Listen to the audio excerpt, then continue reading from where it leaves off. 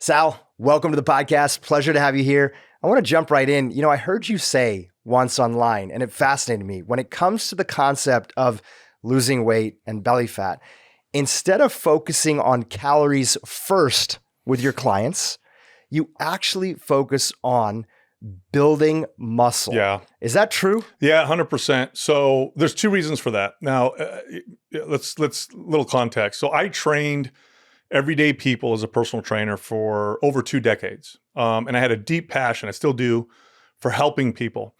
And so through that process, you're talking about 20 years, through that process, you start to kind of learn what works and what doesn't work. Now, there's what works in textbooks and in studies, and then there's what works in the real world. And what I mean by works isn't necessarily just, do they lose weight, but rather, are they able to keep it off and keep it off forever? Am I able to create a sustainable approach for this person and help them develop a relationship with exercise and nutrition that lasts forever? Because a lot of people don't know this, but the fail rate with weight loss is close to 90%. So we don't have a problem losing weight. We have a problem keeping it off. Everybody's focused on how do I lose it? Nobody's looking at the big problem, which is, okay, once I lose it, then what happens? And what's going on? Why can't we keep it off? And a lot of it has to do with how we lose the weight, the approach that we have. So the first reason, it's going to sound kind of silly, but the first reason why I would focus on, I guess, the fitness aspect or building muscle in particular was it was easier. It's easier for me to help you build muscle if you're seeing me 2 days a week as a trainer than it is for me to get you to alter and change your nutrition that you're going to deal with every single day, when I'm there, when I'm not there, when you're stressed, when you're tired, when you're at a party or whatever. So that's number one. Number one, let's start with the things that I know as a trainer or a coach I have a little more control over, and things that actually require less from you to get the ball rolling. So that's number one. But then here's number two. If I can get your body to build muscle, we could start to move your body in a more advantageous position from a few different standpoints. One, it becomes more metabolically advantageous, okay? Muscle burns calories, and if I can get your body to burn more calories, later on, it's gonna be easier to sustain because you can eat more and maintain a leaner body. Speed up your metabolism, if you will. I know there's a lot of debate and discussion about how much you can speed up your metabolism, and we have studies that show that a pound of muscle only burns, let's say, X amount of calories, and some people argue it's more than that. I think it's far more complex than people realize. Yes, muscle by itself burns more calories, but there is a flexibility, a metabolic flexibility that exists within our bodies with the current lean body mass that we have. Okay, so you can take somebody, have them gain no muscle or lose no muscle, maintain the same lean body mass, but through other methods, through sleep, changes in hormones, behaviors, what kind of signals you're sending your body. Do you want it to build muscle? Do you want it to conserve calories? You can burn more or less calories. And then on top of that, you have just the fact that more muscle burns more calories because it's so metabolically active in comparison to other tissues of the body. Like body fat's very easy to maintain. Muscle, much more expensive from a caloric standpoint. So when I get the person to start building muscle, I'm starting to also speed up their metabolism. In that process, as we start to talk about nutrition, the goal is not to take things away, but rather to add things to start to fuel or support, I should say, that new strength and that new muscle. Also, there's a behavioral component to that with the nutrition component, which is, behaviorally speaking, people tend to be better, or it tends to be more successful telling someone to add something to their diet than it is to tell them to take away. Now, I know people who understand calories probably listening and saying that makes no sense. You want someone to lose weight, you're telling them to eat more. And I'm going to say yes, but it's a bit of a sneaky approach. So to give you an example, I would tell somebody, we're not going to cut your calories, but what I want you to do is I want you to eat 30 grams of protein with breakfast, lunch, and dinner. And I want you to eat that first, and then eat whatever else you want afterwards. Now, I know as a trainer, and I'm sure you know this as well, and we know this now, the literature is pretty clear, that protein is extremely satiety producing. It fills you up. It makes you not want to eat anymore. It also tends to regulate blood sugar, and blood sugar fluctuations tend to cause behavioral changes that tend to make us want to either overeat or eat things that tend to be hyperpalatable, which then contribute to overeating. So I would tell them to aim for 30 grams of protein and eat that first. And without them realizing it, they would end up eating less calories overall. Plus, they get the protein that they need to fuel that muscle growth. There's also a confidence that comes from seeing objective progress in the gym, where yesterday you could do 2 push-ups and today now you could do 3 or 4. I would make sure to paint the picture for the client or point this out. And I would say things like, last week you were able to, lift 50 pounds and this week you were able to lift 60 pounds. Do you know what that means? And they would say, well, I'm stronger. I said, yes, but fundamentally it means you're a different person. You're not the same person you were last week. That's very powerful for somebody who's trying to change themselves in fundamental ways. And then there's the hormonal component that comes from the process of building muscle. And we can get into the weeds with this, but the one that I like to focus on has most to do with insulin sensitivity. Muscle is very insulin sensitive. In fact, there's studies that they've done with obese individuals where they have them lose no weight. They simply have them gain some muscle, and we see significant improvements in insulin sensitivity. Muscle is a place where we store glycogen, right? We could store those carbohydrates and sugars that we eat. It's also insulin sensitive because insulin has an anabolic effect to it. So when you build some muscle, you become more insulin sensitive. Becoming more insulin sensitive means you're going to have less of those ups and downs. And we know those ups and downs affect how we feel. And a big thing that we don't focus on when we talk about nutrition that I learned a lot as a trainer was how food makes you feel is paramount, because I could tell you what to eat all day long. I could give you the perfect amount of calories, grams of proteins, fats, carbohydrates. I could tell you all those things. But if you have a relationship with food where if you feel irritable, tired, depressed, sad, whatever, you reach for something to comfort yourself. Well, if I can get you to feel a little bit better, you're more likely to make decisions, conscious decisions, eventually become unconscious, so you could develop patterns. But initially, you're more likely to develop or to make choices that are better for you. And so this was the beginning of the process, So you come hire me, I want to lose 30 pounds, and I'm going to tell you, we're going to do that. But first, let's focus on getting you strong. And then from there, we'll see what happens. And it was a far more successful approach. So many powerful takeaways in that. I'd love to tease a few of those things out. But first, I want to start off with this, is that some people might be looking at you if they're watching on YouTube. They might be thinking, okay, great, this guy's training other guys. But you told me while we were chatting initially that actually most of your clients initially to start were women. Yes, vast majority. This is something that is not just for men, but this is something that you've had proven experience with women in as well. Yeah, no, I would say over the two and a half decades of training people and managing gyms, probably 70 to 80% of my clients were female. I didn't train in bodybuilder gyms. I had some athletes that I worked with, but the vast majority of people I trained were everyday people. So these were big Globo gyms that I managed and ran. These were people who had families and kids, and they worked and they want to lose weight and feel better, and they hired me and I worked with them. So that's the vast majority of my experience. You know, what's interesting about the comment that you made, which I want to touch on, and this is it's very common. We've done a massive, and I say we, the fitness industry, has done a massive disservice to women. We have painted one of the most effective and powerful and just easiest to sustain forms of exercise as a form of exercise for men who want to build big muscles. This is what bodybuilders do. This is what athletes do. All you other people want to be fit, healthy, and just lose weight. Don't pay attention to this. That other stuff is for those extreme, meatheads, for example.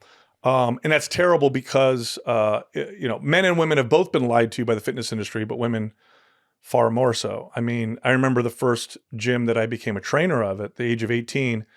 I walked in there. This was a 24-hour fitness in San Jose. and it was one of their flagship clubs. And I remember walking in there, getting hired, and there was a women's only area within the gym. They used to do this in gyms back in the 80s and 90s, right? And I walked into the women's area for the first time because now I'm a trainer, so I can go throughout the whole gym. And the equipment in there was identical to the equipment that was out into the general floor. The difference was the upholstery was pink, and the dumbbells were covered in like some, pink or purple rubber. And I remember thinking, even this as an 18-year-old trainer, how condescending that we're telling women this is where they need to work out, and all we did was color it pink. And I remember the information that was communicated, you still hear this a lot to women, was, don't lift weights like this because you'll get big and bulky and masculine. What you should do is grab those 2-pound dumbbells, do 5,000 reps, feel the burn. This is going to develop, sculpted, toned, long, lean looking muscles. By the way, I love saying this. This always gets people if they haven't heard this before. Toned, the way that the fitness industry uses it, is a completely invented, made up marketing term.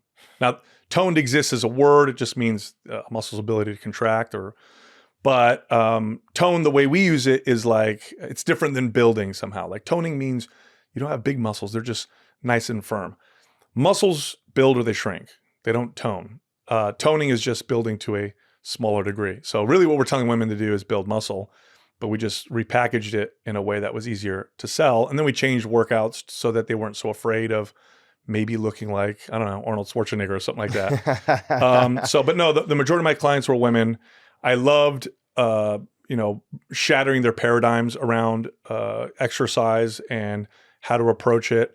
And I became very successful in doing so, in creating behaviors and routines for people that they were able to maintain. And my favorite comment that I would get from people, I love hearing this, and it became quite common after, was they would come to me and say, Sal, I'm getting leaner, but I don't feel like I'm working that hard. Like, this is really weird. Like, what's happening? How is my body working this way? And I tell them, I say, the difference is what you did before, or what you were doing before, is you were fighting against your body. And every time your body would send you a signal that what you were doing wasn't working so well, you just pushed it harder. What we're doing is we're working with your body's natural abilities to adapt. We understand how they work. We work with them so that the time you do spend in here is effective and efficient. And we're getting your metabolism and your hormones to work in a way to where you don't have to kill yourself every day in the gym. You don't have to starve yourself every day to try to be fit and healthy. This is something that's sustainable. So again, one of my favorite things to hear from people is that quote right there. That's incredible. Some of what I'm really hearing from you, and having kind of gone deep into your content over the last month as I've been anticipating this interview, is that both for men and women, but in particular, I had shared with you that my audience skews female, that if you are really serious about wanting to lose a little bit of weight, and that obviously fits into the conversation of body composition. Yes. Because anybody could lose weight just by not eating for a short period of time, or just way too much fasting, which is not good for you. But if you're serious about body composition, which the fat loss being a part of that and building muscle, if you're not strength training in some capacity, and we'll go through that. I'd love to hear, like, if somebody's just started, okay, if they have a little bit of experience, what's the best approach to that? We'll get to that in a second. You're really doing yourself a disservice, because your only levers that you're pulling are, the diet side of things, and maybe a little bit of stress if people are paying attention to that as well, right? You're doing yourself a disservice because you're not taking advantage of the fact that muscle does all these things that you talked about before. Yeah. So let's talk about weight for a second, because people are so focused on the scale, especially women, because we've looked at that number, and that number to us means something. I used to love telling people this. It's, I want to lose weight. And I'd say, okay, what kind of weight? And they'd look at me like, what are you talking about? So, well, we could cut your leg off and you'd lose weight, but that's obviously not the weight that you want to lose. Now, of course, that's an extreme example, but body composition is what matters. If you took a 150-pound woman at 35% body fat, let's say 5'4", and you took another woman who was 5'4", 150 pounds, but her body fat percentage would say 20%, same body weight, they would look vastly different. They wouldn't even look the same. In fact, most people would guess that the 20-something% body fat female weighed a lot less. This is because muscle takes up less space than body fat on a pound for pound basis. It's something like if you were to lose 10 pounds of body fat now and gain 10 pounds of 10 pounds of muscle. So replace 10 pounds of body fat with 10 pounds of muscle, you would lose roughly a quarter of the size of your body. Okay. So you weigh the same, but you're a lot smaller. But there's more to it than just that. That muscle obviously makes you more mobile. So that's great. You're stronger, more functional, feels different on the body, looks very different on the body.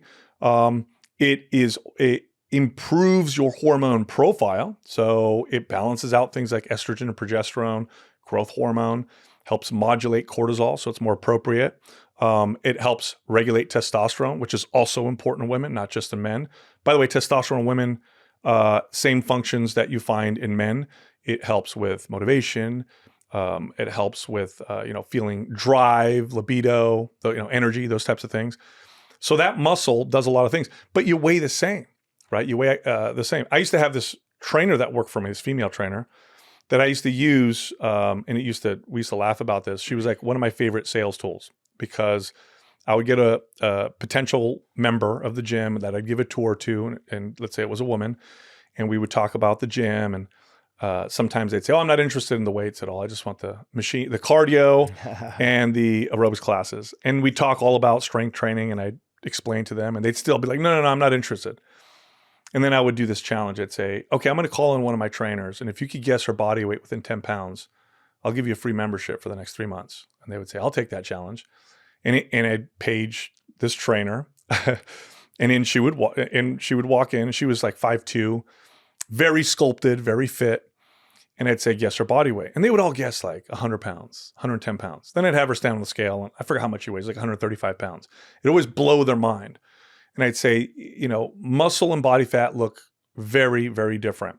So the scale just tells you total body mass. It doesn't tell you, what it's made up of. So I want to explain that, because as we talk about muscle, I know people who are trying to lose weight, when they hear more muscle, to them, they just feel like, I'm going to get bigger. Okay, I'm going to be a bigger version of me, just with more muscle. Yeah. No, it doesn't work that way. Now let's talk about the weight loss approach. The weight loss approach, if you look at it from its absolute most basic viewpoint, it's a calories in versus calories out equation. Now, it's obviously far more complex than this. Okay.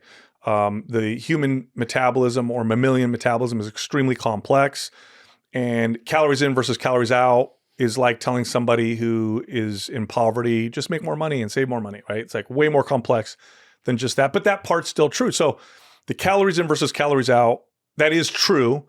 What it makes up of, or what contributes to it, is very complex. But let's talk about calories in versus calories out. We understood that equation for a long time. And so we said, okay, we're dealing with an obesity epidemic. People want to lose weight. We need to reduce their calories, and we need to have them burn more calories. So the calorie reduction part, let's have them eat less. Okay, that's what they said with diet. And we can get into that, but there's far more effective and less effective ways of doing that.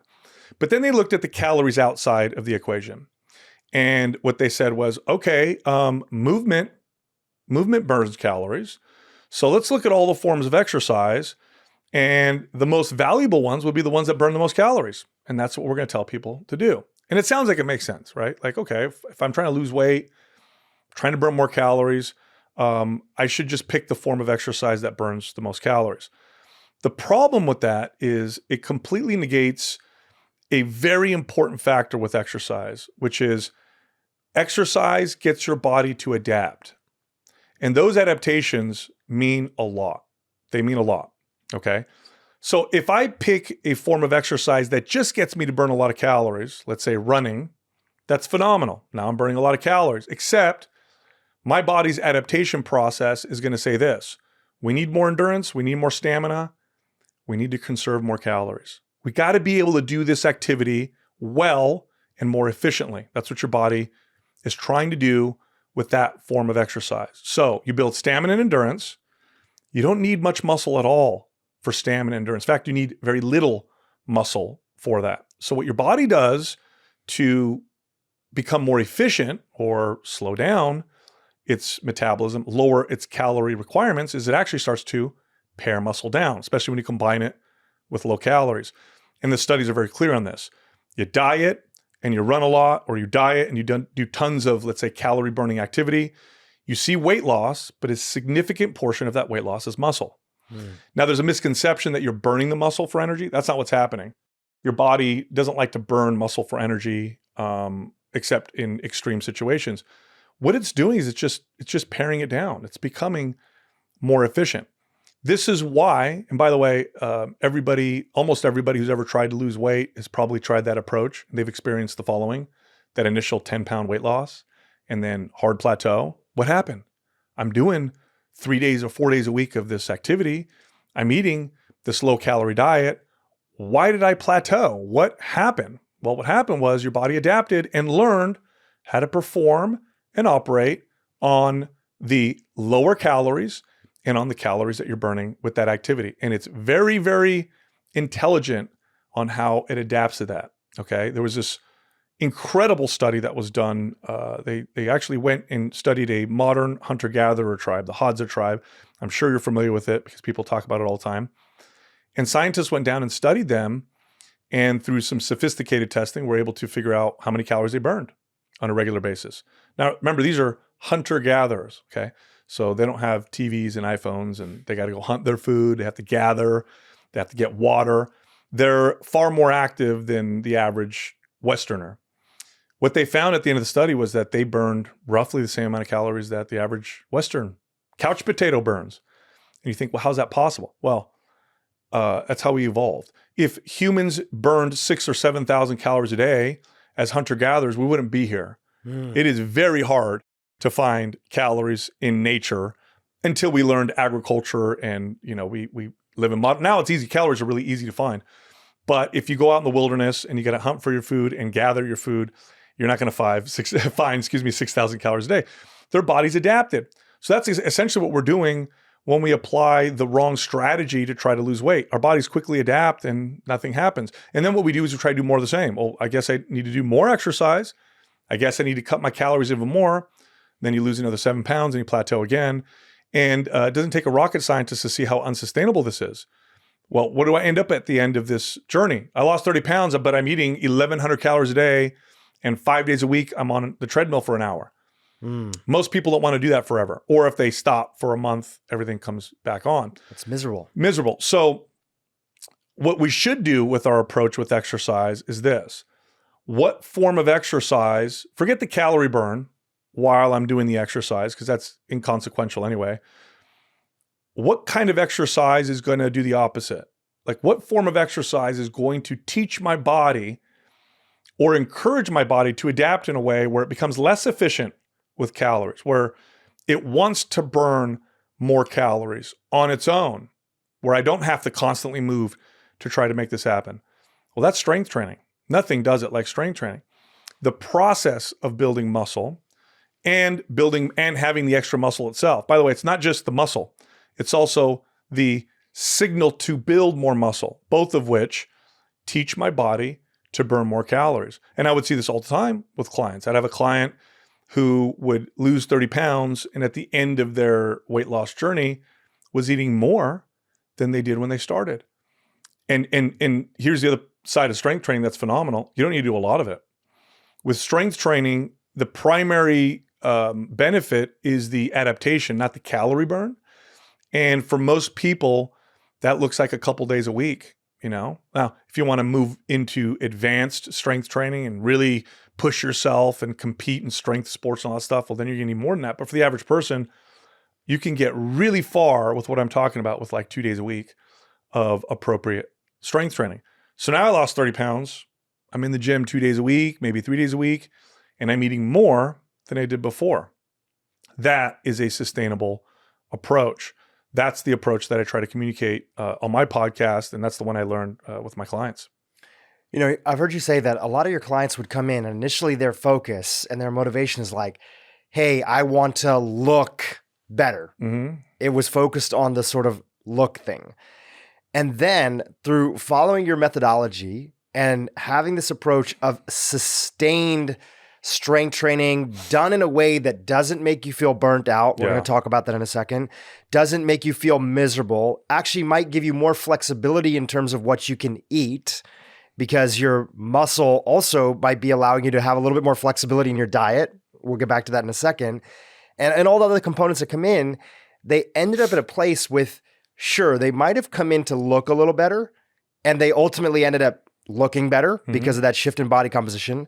But what had them stick to this and make it sustained is actually this approach made them feel better. Yeah. Can you talk about that? Yeah. You know, the fitness space, social media now, but when I was a kid, it was magazines that we would read. It glorifies workouts like they're battles, like you're going to war and you're beating yourself up and you're crawling out of the gym. And by the way, if you don't do that, well, then your workout wasn't effective. We have to reframe what exercise really is. Now, is there value in beating the crap out of yourself in the gym? Maybe sometimes. I mean, I think mental fortitude is important. We probably need more of that nowadays, but that's not what makes a workout effective at all. Exercise is simply a signal that tells your body to adapt in a particular way. So let's use another form of adaptation as an example. Let's think of our body, our skin's ability to tan or darken when exposed to the sun. Would it be advantageous to get a tan by going outside and sunburning yourself every day? So if I go out, I need to go out there and burn really bad. That's how I'm going to get a suntan. No, of course not. If I did that, not only would I not get a tan, I would cause lots of damage. It would be a miserable experience, and I probably wouldn't want to do it anymore. Well, for some reason, we approach exercise this way. You're going to come into the gym, you've never worked out, or maybe you have a little bit of experience, and you're going to crawl out of the gym, or you're going to be so sore that you can't move for a few days, and yay, that was a great workout. No, all you've done is created a lot of damage, and you've completely overcome your body's ability to adapt.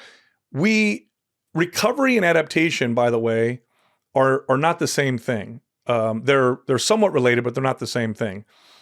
We talk a little bit about recovery, and that's important, but there's also our body's ability to overcompensate, become better at then withstanding the same stress next time. Okay, so let me explain what I'm talking about. Recovery is healing. Adaptation is changing. It's overcompensating. I scratch my skin, I cause a little bit of a abrasion, my skin heals over. That's recovery. Adaptation, I develop a little bit of a callus. Okay. You can overcome your body's ability to adapt by just getting your body to want to heal. Okay. Beat yourself up at the gym. You get sore. Soreness kind of goes away. I go back to the gym and beat myself up again. No room for adaptation. I'm literally on a hamster wheel. Recovery, damage, no adaptation. Okay. Some people take it even further and go beyond recovery. What we're looking for is the perfect amount of stress on my body to allow for the adaptation process to occur. Now, the question is, what is that perfect amount of stress? Well, boy, that's different for everybody, okay? If you don't exercise now, it doesn't take much at all to send the signal and to get your body to adapt. Not at all. If you sit on your couch all day long, I could have you do 10 squats, which you never do, and those 10 squats will send a signal to get your body stronger, and you will adapt and you'll get stronger. And as you get stronger, the stress begins to change. The stress starts to change. This process is a slow process, but it should feel good. It should not feel like you're surviving your workouts. You know, the other part of that is we people tend to approach exercise or diet from this place of self-hate, right? Like they get motivated to start working out because they saw a picture of themselves, or they felt like they weren't attractive or inadequate. I'm fat, I'm too skinny, I'm unattractive. So the beating myself up initially is a bit cathartic as well. Like how many times have you heard this, right? Somebody goes to the gym, like, oh man, last night ate too much food. I got to go sweat this out. I got to go beat myself up. And then they leave and they feel like they can barely move. And like, that was a great workout, right? It's like this cathartic self-flagellation from like punishment, right? Instead, try this.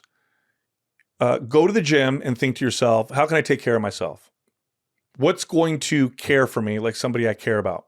Okay. That'll help you train yourself a little bit more appropriately. You should also feel more energy after your workout than you did before. You should leave the gym feeling better. This is when people figure this out, by the way, people like to work out in the morning. People who really figure this out like to work out before they go to work because when they do it, they go to work and they feel sharp and energized. I could tackle my day. I feel great. That's how you should feel after your workouts. You should not feel like you survived. You should feel like you thrived. That will, now it's of course what makes up the workout and the exercises and all that we could talk about. But what I just said will direct more people in the right direction than almost anything else. You should leave the gym feeling good. Okay. Here's the other side of that. Here's another point. If you do that and you do it right and you're starting to see results, even if they're slow, but you feel good and you kind of enjoy going, what are we doing? We're developing a relationship with exercise that you're going to want to maintain. You're going to want to continue to go. We got to think of this in those terms. We can't think of workouts in the terms of, I can survive this for the next few months and then I'll figure it out afterwards. Like if you dread going, if you hate it, if you leave and you're sore and you can't move and that self-hate eventually goes away and you just feel like crap and you're like, I don't want to do this anymore. Like you're done. You're not going to go anymore. And then you rebel, by the way. This is what happens is that people, you'll talk to people and they'll say things like, hey, how's your workout going? Oh, I stopped. I just want to enjoy my life. Like what? What do you mean you want to enjoy your life? The proper application of exercise and nutrition, there's almost nothing that will improve every facet of your life, literally, like simply becoming more fit and healthy in the real way, in the appropriate way. Nothing. Think of anything, right? Your ability to parent your kids or be a partner or work or sleep, connect with others. Like if you're more fit and healthy, everything gets better. And yet people say, I stopped because I want to enjoy my life. Well, you were doing it wrong. You were definitely doing it wrong. Wow. I hope that sinks in for a lot of people who maybe just had the wrong guidance on their approach and are now sort of waking up to see like, okay, there could be a different way to do things, especially if I want to make this sustainable, because it's not just about looking good, which you can do in a short period of time and through sacrifices, but there's this whole other element of all the components that come from long-term health, including improving your metabolic health and all the factors that play into strength training for longevity. Can you talk about those things? Yes. So let's first go back and talk about, or let's just address kind of what you said about looking good in the short term. I also want to be very clear. If you do this the way that I'm saying it, you will look good faster and better than you would if you did it the wrong way. Because I think sometimes people feel like there's a trade. So somebody watching right now might be like, yeah, that sounds really good, what he's saying, but I just want to get this weight off right now. Like I'm so I got eager. my wedding coming up. I got this. Yeah. I got this situation. No. The wrong way is the wrong way in every facet. You're not going to get there faster by doing it the wrong way. You're going to get there faster and better doing it the way that I'm describing. Okay. There is a right dose when it comes to exercise, and the right dose gets you there the fastest. More gets you there slower. Now we're compromising ability to adapt and recover. Too little, obviously, I'm not sending the signal, a signal that's strong enough to get my body to adapt the way that I want it to. There is a right dose, and more or less gets me there slower. So I want to say that because it's a very important selling point to what I'm saying. It's also extremely true. You'll get there faster, I promise you. And it'll feel easier. And this is where people get caught up. They think, oh, I can do more. If I do more, then I'll get there faster. No. There's the right dose, and then there's what you could tolerate, and then beyond. What you can tolerate is not what gets your body to adapt the fastest. What gets your body to adapt the fastest is the right dose. All right, let's talk about longevity for a second. Muscle is extremely protective. We're just now starting to figure this out, by the way. All the studies, maybe up until the last, I'd say, decade, most of the studies done on exercise and health revolved around one form of exercise, cardiovascular activity. I mean, you pick any study from 10 years ago and beyond, and all the forms of exercise, every study used cardiovascular activity. Why? I think it was the easiest to apply. It was the one everybody understood. It's easy with animals. Put them on a hamster wheel. It's kind of hard to get a hamster to lift weights or do yoga. So that's what we saw. So very little studies were done on strength training and muscle and its protective effects, except for maybe with athletes and performance. There really wasn't anything that was out there. Well, now we have data that supports what those of us who've worked with everyday people for a while have seen, which is that muscle is extremely important for longevity. In fact, so muscle, we could talk about strength, because strength is a great proxy for muscle, okay? There's one test that we're now really starting to figure this out, and there's several studies on this. There's one metric that a doctor could use that will predict all-cause mortality better than almost any other single metric, okay? Now, to be clear, if you want to predict all-cause mortality, you want to use multiple metrics. That's how you're going to get the most accurate reading. But if you had to pick one, there's actually one that's better than all the others. It's a grip strength test. A simple grip strength test will tell you more about somebody's all-cause mortality than almost anything else. Why? Because, first, grip strength is a proxy for overall body strength, and body strength is a proxy for muscle. Well, what is that telling us? Well, a couple different things. One, mobility. Anybody who's ever taken care of an elderly family member will tell you this. But loss of mobility is a significant contributor to mortality. Okay, there's a saying in medicine: you break your hip and you die of pneumonia. Your bone strength, your ability to take care for yourself and move, this is all very, very important when it comes to longevity. And the less you can care for yourself and the less you move, the faster your health begins to decline. Well, muscle is how we move. So strength and mobility, you need those to be able to do those things. There's also the hormone effects of muscle. We talked about insulin sensitivity off air. You mentioned, I think you mentioned Alzheimer's or dementia as type 3 diabetes. This was speculated for a while.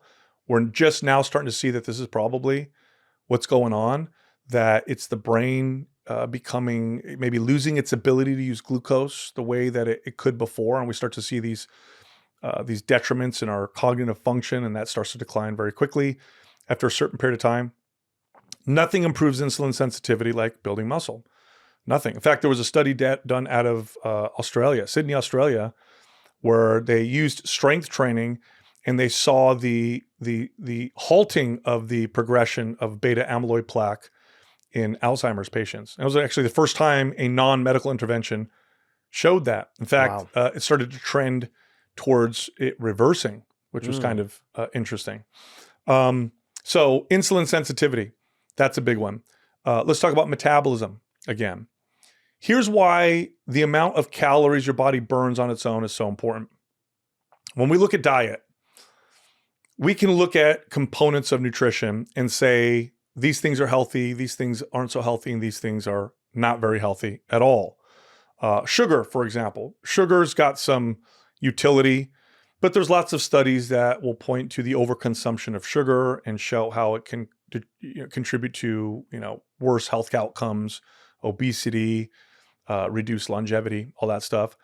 Certain fats, there's some controversy around saturated fat, but even the studies on saturated fat will show overconsumption can cause all these different things. I'll use those two because those are two most popular ones. When a diet is low in calories, or let me rephrase that, when you're eating a diet that it doesn't have as more calories than you can burn. Okay, so if you can burn more calories than you consume, or at least burn the calories you do consume, the negative effects that we see from things like sugar, saturated fats, and other components in food are greatly reduced, dramatically reduced. Now, it's not perfect, but there's studies, and I hate it when scientists do this because— So just to make sure I understand that, sorry to interrupt you, because I know you're on a roll. So being in a slight calorie deficit, you're saying that even the same composition of some of the macros of saturated fat, fats, sugars, other things, they don't have as much damage than being in a surplus where somebody's eating more calories. Some would even argue, and I wouldn't go this far, but some would even argue that the damage is almost gone. So scientists love to do this. I love to prove people in the health and wellness space wrong. Now, I'm going to tell you why I think what they're saying is also wrong, but the data that they're showing does illustrate something really important. So they'll do this where they'll say, okay, we put this person on a fast food diet, McDonald's, and they were only eating 1,500 calories a day. And look at all their blood markers, better, lipid profile, and their inflammatory markers went down, and their health improved, and they lost weight. And that's their way of showing those of us in the health and wellness space that you're wrong. It's all about calories, okay? So they're right and they're wrong. One, they're right in that a calorie deficit really does make up a lot of, in terms of the damage. Makes a huge just because you're not overloading your body with all those glucose spikes that might be coming with calories. You're not in a place where your system is always kind of having to work. You're burning it off. You're using it for energy. And that process is healthy. The burning of energy and all that stuff is healthy. But here's why they're wrong. What you eat also determines how you feel, and it also influences your behaviors. So whenever somebody presents a study like that to me, and they say it's all about calories and maybe macros and what makes up those macros, like proteins, fats, and carbs, and calories doesn't matter as long as you hit the right numbers. I would like to see how sustainable it would be to eat a 1,500 calorie McDonald's diet.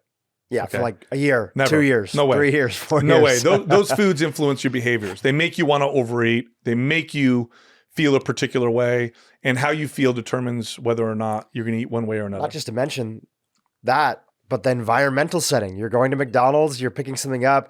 You feel like, oh, you know what? I've been good for like 2 weeks. I need to treat myself today. The Sunday machine is working all of a sudden. Yeah. Let's get some of that. So there's so many factors that there is, but it's but I mean, the point I'm making here is if you can get your metabolism to ramp up, it means that you can eat more overall and get away with more overall in the long term. Okay.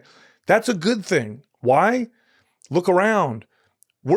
I could right now on my phone, while we're doing the show, I could on my phone in 10 minutes have pretty much any flavor of any food that I want delivered here, right this second, for very inexpensive.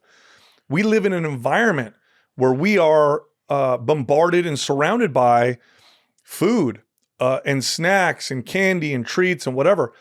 A faster metabolism is an asset. Now, if this was 50,000 years ago, this would be a very different conversation. 50,000 years ago, our conversation would be, how can we make our metabolism slower? How can we become more efficient? Because I need to survive on the fact that, man, it is hard to find food.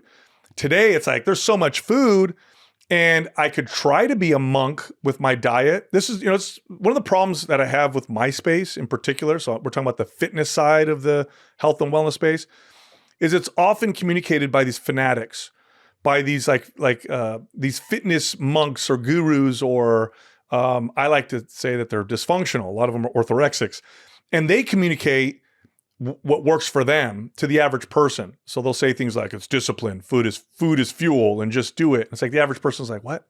Like, I don't live to exercise. I exercise to live. That doesn't make any sense to me. I can't do that. That doesn't work.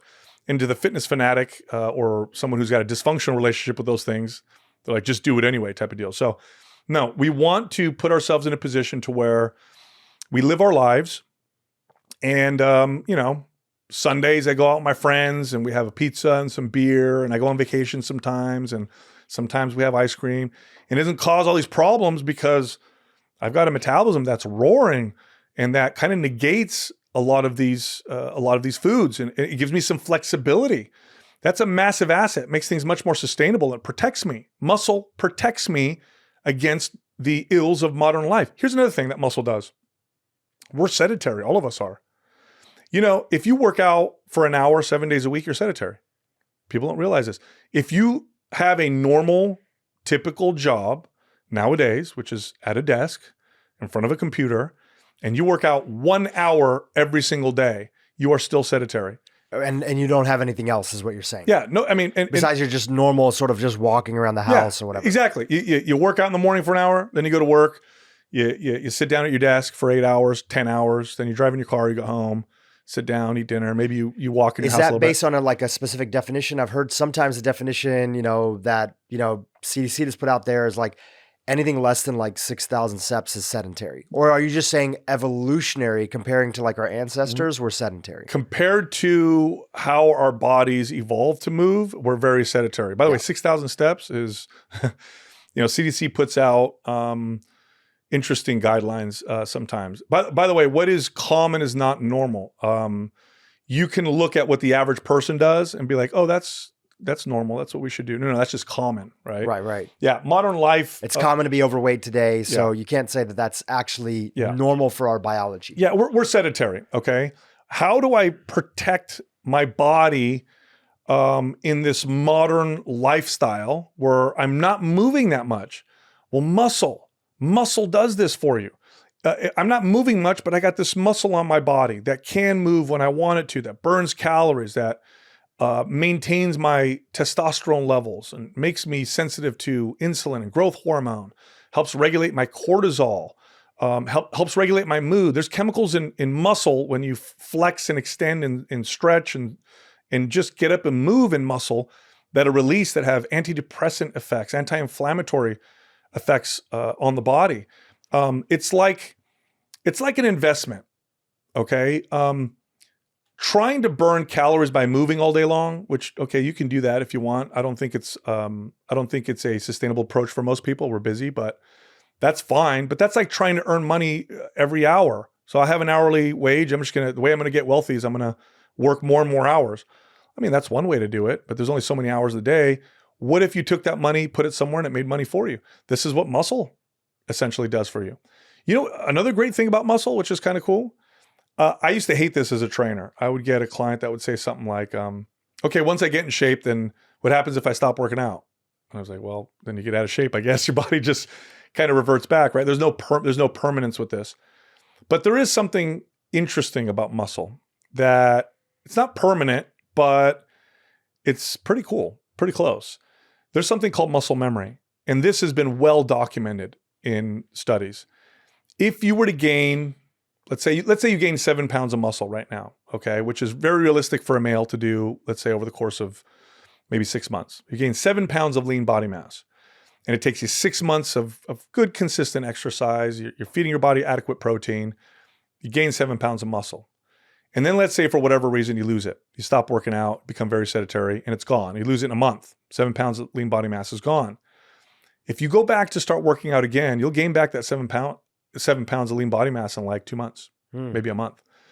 If you've ever had a cast on a broken limb, you've experienced this. I don't know if you've ever done that, but where you take the cast off and it's like all the muscle's gone, it looks weird. And then very quickly the muscle comes back. There's something called muscle memory. And this has to do with satellite cells and how your body prepares and preps itself to regain muscle that was once lost. So if you build some muscle, gaining it back happens very quickly. We also don't lose muscle very quickly. So if you did strength training very consistently, let's say 3 days a week, and it was what you did, and then you stopped strength training for a couple weeks, you wouldn't lose any muscle within a couple weeks. It would all stay on your body. You stopped exercising for 2 whole weeks, you probably wouldn't lose any in a whole month, as long as your nutrition was okay and you were relatively active. You wouldn't lose much at all. In fact, they did a study, I love this study, where they compared 2 groups of men. One group worked out, strength trained every week, every single week consistently. The other group did 3 weeks on, 1 week off. So every month they took a whole week off. At the end of I believe it was a 24-week study, the strength and muscle gains were identical. Identical. They literally worked out 1/4 less than the other group, took a whole week off every month, and built the same strength and muscle. There's other studies that show that however much you train to build a certain amount of strength and muscle, some studies show maybe 1/5. I've seen a study that shows 1/9 of the training volume is required to keep it. So you work out, let's say 3 days a week to get to a certain level of strength and muscle, then you're happy, go once a week. It's not going to go anywhere. You're going to keep it, right? Now that there's more to that, of course. There's health benefits with just moving and going and all that stuff. So you're probably not going to have the same health benefits. But from a muscle standpoint, metabolism standpoint, those stuff that I'm talking about, you're kind of going to keep it by doing a lot less. Now, could I possibly paint a more perfect form of exercise in the context of modern life with the average person? Think about their struggles and what they're dealing with and how challenging it is to be consistent. And there's food everywhere. And I'm not like a fanatic. I don't want to work out every single day. And, like hormone imbalances, hormone imbalances are more common than not nowadays. Like when you think of all those things, is there a form of exercise that is more suitable? There isn't. So, this is what I'm going around preaching right now and trying to explain to people. It's like, look, if you're going to choose a form of exercise and you want to do this in a way that's fast and sustainable, here's the most effective approach. Everything else has got benefit. I don't want to be, I don't want to be misunderstood. All activity applied appropriately is good for you. Okay. But one of them definitely shines above the others in the context of, what the average person experiences. I think it's so helpful for you to say it so clearly because there is, as more people are realizing the power of being active and not living this hyper sedentary life that we have, and they have this menu of options that are there, and there's people that are out there that are saying, hey, shoot for those 10,000 steps, and walking is like, at least start there. And again, there's going to be an argument for all of these different things, and you're agreeing to that. And as you start to zoom out and you are a normal human being that's trying to eat well, but maybe still have, some flexibility for your family, especially if you have kids, you are trying to make sure that you can grow in your career. You're trying to make sure you have some elements of stress management and community and maintain friendships and maintain a social life that's there. And you might have hobbies, community service. These are all the different things that are there in your life. So when it comes to this exercise component and the movement component, it feels increasingly like people have a lot of different options, right? There's like steps, there's, okay, let's do this cardio, let's do that. And what I'm hearing from you is like, look, all those things can have benefits, but if you're looking for the one, especially if you're wellness oriented, which is our audience here, that pays the most dividends, we're going to first make sure before everything else, we have an appropriate plan for strength training, as long as you are in a place where you can, do that and you're not like physically hurt and you're not like, that's the rare exception. We're going to first prioritize strength training. And then if you have extra room and you love to get extra steps in, amazing. And you can combine that with walking with a friend and you get your social thing in, good, but do not under prioritize the strength training piece. Yeah, that should be that. And yes, and let me actually touch on a few things that you said there. One of the things I figured out as a trainer, as a coach was, okay, all these things work and here's the things that we need to focus on. And, here's what's most effective. But then what really helped me become successful, and any coach or trainer right now that's been doing this for over 10 years, who's found a high success rate will understand completely what I'm about to say, is how do I do this and communicate this in a way to where the person can make these fundamental changes and maintain them and want to maintain them, okay? Want to continue doing this, that it's not this like white knuckling the whole time. You mentioned steps. Okay, I love walking. Here's why I love walking. Number one, everybody could do it. Very low skill form of activity. Other forms of activity require a level of skill. People tend to, injure themselves running, right? Running, let's go run. Well, most people don't know how to run. They haven't run since they were 10. They put on their running shoes, they go run, and they end up hurting themselves. But most people can walk.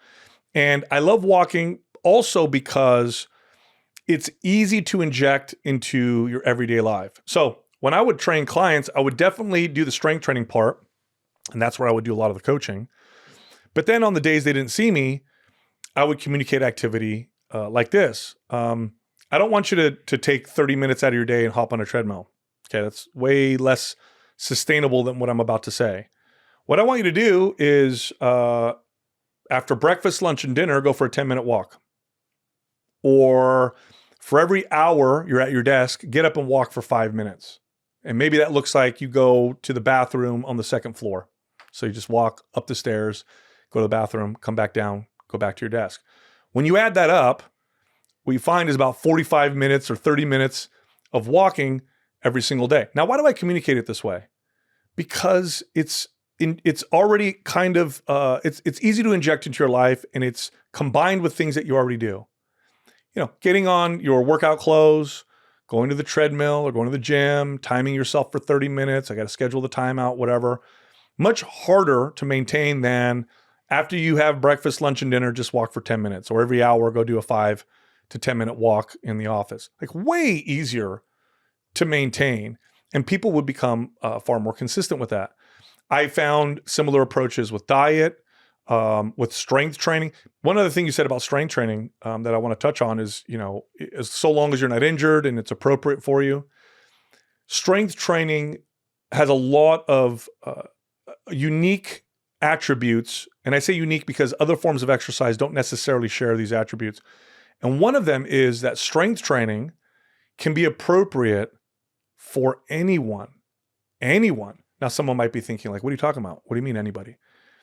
The number one tool in physical therapy that a physical therapist uses for rehab, people who've been injured, car accidents, severe trauma, is strength training. Yeah. What is strength training? Well, yeah, it's you know, picking a barbell off the ground is strength training, but so is using a resistance band, or my body weight, or creating tension against the wall. Let's say I push my arm up against the wall. That would be an isometric form of strength training. Strength training is moldable like no other form of exercise. I could use any amount of weight or no weight and create resistance that can provide the benefits that I'm talking about. All strength training is exercising in a way to promote strength, okay, to build strength. Well, when I had, you know, an 85-year-old client who would come hire me, and at one point I had quite a few people that were in advanced age to come hire me, and I'd have them sit down on a bench, and I'd have them try to reach up above their head, and that would be very challenging for them just to straighten their arm up above their head. Well, that was our exercise. And I'd sit behind them, and I'd say, straighten your arm out as hard as you can. We're going to hold that for 10 seconds. That's strength training. Strength training would be for some people going up against the wall, moving your feet away from it and doing some push-ups against the wall. It would be using a resistance band. All you're trying to do is use appropriate resistance. How do you pick appropriate? What do you do now? What's a little more than what you do now? That's appropriate. Okay. So if you do nothing, doesn't take much.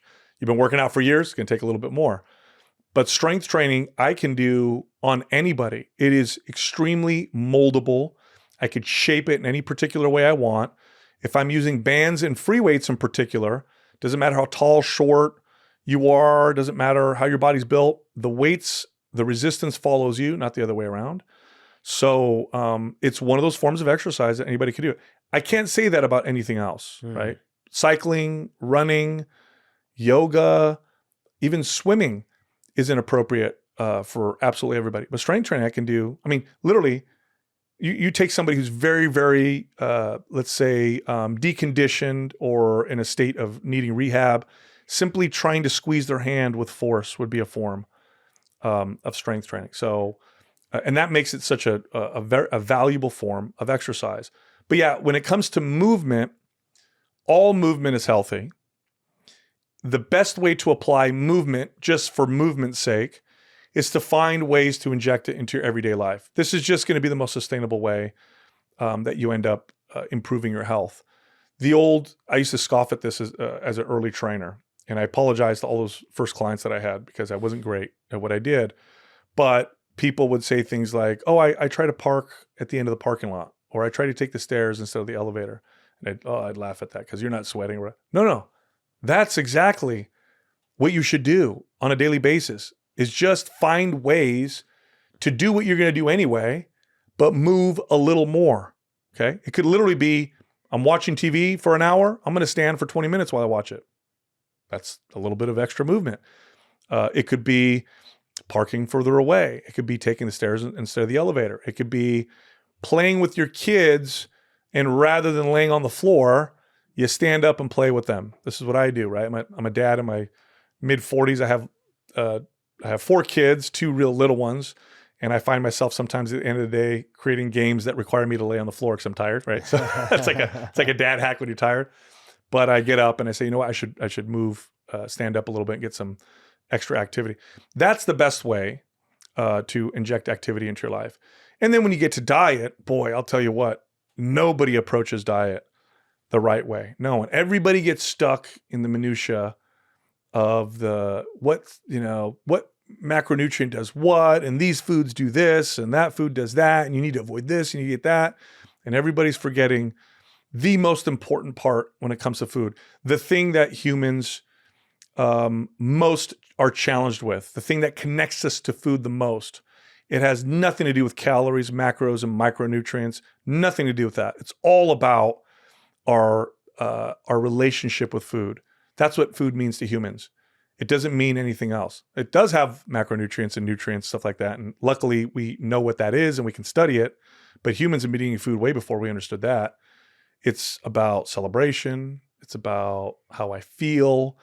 It's about how it may numb me, distract me, make me present.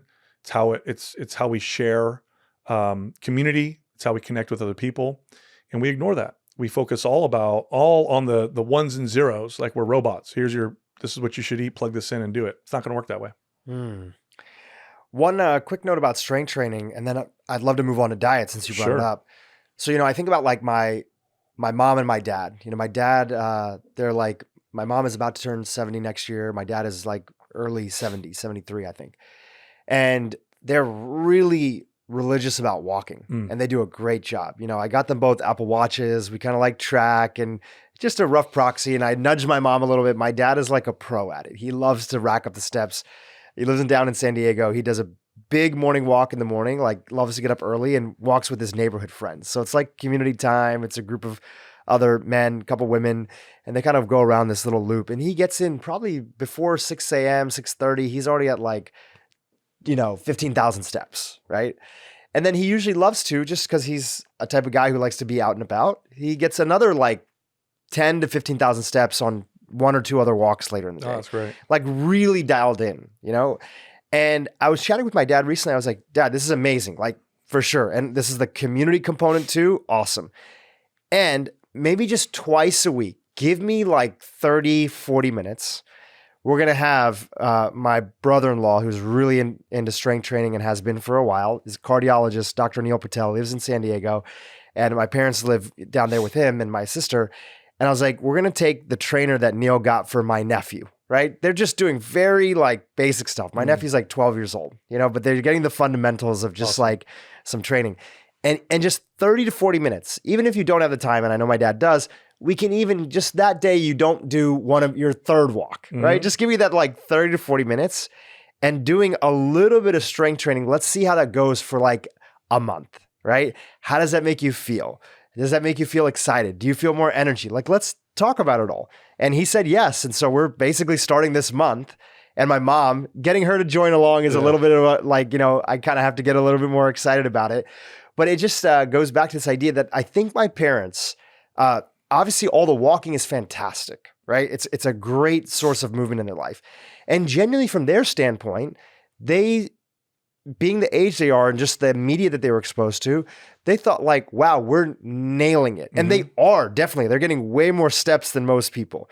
But they thought like, that's kind of the epitome is like, how much can we walk inside of a day? Right. And if we can blow past the 10,000 steps and get into the 20 and the 30,000, we're doing fantastic. But they kind of didn't hear the latest news, like a lot of us, including myself. I didn't get serious about this until a couple of years ago, that just a little bit of strength training could actually get them even more closer to some of their goals now at the age that they're in. They want healthy longevity. They want to be healthy. They want to be still active and excited for grandkids in the future and be able to do all the different components and put the bag on the, airline above their head without needing help. And it's really been that. It's like, just give me a little bit of time And that strength training, let's see how it goes. And I can imagine they're going to have the same experience I did, is that you're just going to feel more activated in all aspects of your life. Yeah, 100%. There's a couple ways that they could approach it too. You could do it that way, which is how most people would do it. A couple days a week, learn how to do it. Exercise is a skill, or movement, I should say, is a skill. Strength training is no different. So when you do strength training exercises, don't view them like this is going to work my legs, this is going to work my back, this is going to work my shoulders, so I have to feel those muscles. Nothing necessarily wrong with that, but you're better off if you look at the exercise like a skill and say, I'm going to get better at squatting, or I'm going to get better at the skill of rowing, or I'm going to get better at the skill of overhead pressing, for example. Doing that is far better. You'll get more out of the exercises. You're more likely to do them appropriately. You're less likely to ignore negative signs that your body may be telling you. Because a lot of people, they'll do that, right? They'll go do squats, and rather than being like, okay, this is a movement I need to perfect, it's like, well, can I feel it in my legs, and can I do this as many times as I can? So if you practice them like skills, you're going to be way better off. So working with a trainer, instructor is incredible when you first get started to learn the skills of these movements. So that's one way to do it. Another way to do it, and is there nothing wrong with what I'm about to say, it's probably more effective. Well, I think it's more effective from a behavioral standpoint, but it may even be, and we have some data now that's showing this, it may even be more effective just in terms of results. So instead of doing, let's say, 2 45-minute workouts a week, what if they did 12 or 15 minutes of strength training every day? I mean, same total time, if you did the math, right? I don't know if I did the math there, right? But if you did the same total time divided over every day versus just 2 days a week, would you get the same results? Yes, and I would argue probably even better. Let's talk about the behavioral aspect of that. First off, developing a habit, you're more likely to develop a consistent habit if it's something you can repeat on a regular basis. You're also more likely to develop a habit if it's something that is easily injected into your day and you have a positive experience with it. It doesn't feel like it's too much. Taking 45 to 50 minutes out of your day twice a week doesn't sound like a lot, but for some people it's like, okay, Wednesday we got this thing we got to go to, and then we got this other thing we got to go to on Friday, versus, oh, here's my 13-minute routine that I do in the morning or in the middle of the day or at night, and I do it every single day type of deal. But here's why it may actually be more effective in terms of results. The practice element that I just mentioned. So instead of, let's say, you did 6 or 7 sets of, let's say, body weight squats between, let's say, Wednesday and Friday, or Wednesday and Saturday, okay? What if I did, I don't know, a set or 2 every day? I'm going to learn that skill a little bit better. More at bats. And I'm going to learn it a little bit better. I don't have to deal so much with fatigue. Here's what's interesting about strength training. A lot of people don't realize fatigue is your enemy when it comes to building muscle and strength. That's not the case when you're trying to build endurance. If I'm trying to build endurance, especially competitive endurance, well, I have to train and approach and train through fatigue, right? I have to train my body to learn how to be fatigued and to fatigue at later points. I have to get better at that. With strength training, I'm just trying to get stronger. Fatigue actually gets in the way. Too much fatigue will make your strength training turn into endurance training. So like if I took 5 exercises with weights and I did them all with no rest, like people like to do in a circuit, okay? That's not strength training. That's just cardio with weights, okay? Strength training requires rest periods, and to not to get too deep into the weeds, but what we're trying to do is we're trying to work with the anaerobic energy system of the body, not the aerobic energy system of the body. The anaerobic energy system, I'm burning ATP. This is the main source of energy for every cell, but it burns out very quickly. And then I move into, glycolytic energy, right? Glycogen, okay? Nothing wrong with that. But if I'm trying to build strength, I want to train within, because strength is an anaerobic thing, okay? I want to train that anaerobic energy system. That's why if you watch strength athletes, they do a set and then they rest for 2 or 3 minutes. And then they do another set and then they rest, okay? When I divide my workouts over the week, and in this case, we're using 10 to 15 minutes. Even advanced athletes can do this. Instead of doing 3 workouts, 2 hours a day, they could do an hour a day, for example, or something like that. I'm not as fatigued. I'm training within that anaerobic phase much more effectively. So now your dad, let's say, he wakes up and he does 2 sets of squats, maybe 2 sets of push-ups, a set of planks, and he's done. He's done in 15 minutes. And let's say the next day he does, I don't know, a couple sets of lunges, maybe he does some overhead presses, maybe he does some band rows, and then he's done. And he does something like that every single day, right? Some exercise that is training, let's say the lower body, some pushing and some pulling, maybe some rotation or something to strengthen the core. He does that every single day. He's going to get phenomenal results. He's going to feel like he's not even doing much at all. He's like, I don't know, I feel so great. I'm only doing 15 minutes. This is so strange. But he's going to get great results from doing it. So that's the other approach that you can communicate to your parents. Question for you, since I have you here. Yeah. And I'm sure this will benefit a lot of people who are listening as well, not just people who also want to help their parents. You know, you get healthy and you're younger. One of the first things you're thinking about is that, how do I support my parents too? Not just because you want them to be healthy, but a healthier parent also means you less involved in their care. Yeah. It's a selfish and selfless thing at the same time. Like, I want my parents to be as healthy as possible, and they want to be as healthy as possible because we've been through taking care of grandparents who are very unhealthy, and it's cumbersome. You know, it's a lot. Obviously, you still do it. You love them. You're there for them, but you want them to be in the best shape that they possibly can be. So the instance of like my dad and mom, my dad was very active in sports. He used to play cricket and other things like that. My mom, a little less active, minus like walking and things like that. At one point in time, there was like, I think they were called like, what were the gyms that were set up that were just for women and only women could go to them? Curves. Yes. I think she was at one of those for a little while. Which didn't last. It didn't last. So for them, they feel very kind of intimidated in the feeling of like, I literally just don't even know what to do. Like, do they know what a plank is? Yes. Or is my dad worried about doing it wrong? No. But then he would be like, all right, what do I do next? Right. Kind of feel confused about it. My mom would feel, oh, actually, like, I don't know. I might have to modify it a little bit. I might have to do this. So would it be, in that instance, would you still recommend them starting and doing these activities on their own, or should they still start with a trainer, but work with that trainer and tell them, hey, and we have a great trainer, you know, that's working with my family down there. Hey, we really want to find something that we can teach my parents to do that is this, you know, routine that takes 15 minutes, but it could be every single day.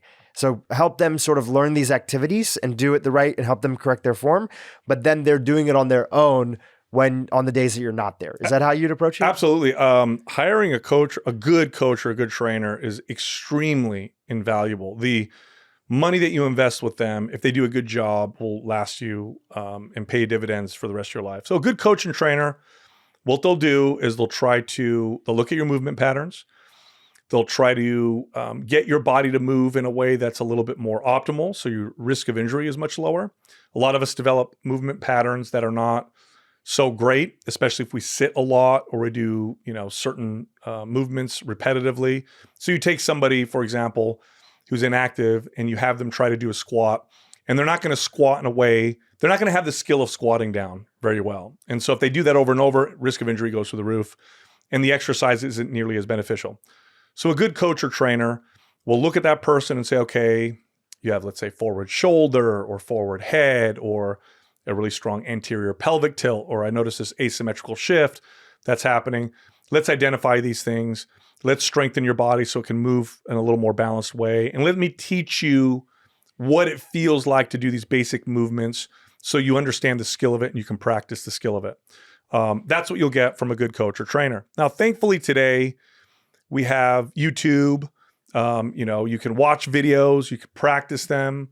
If you approach the exercises, like I said, like they're skills that you're trying to learn, you're going to be far better off at getting to the point where you can do them well than you would as if you looked at them like workouts. Like, you know, I love telling this story because this was like, there's so many times I had epiphanies as a trainer. This one was a big one for me.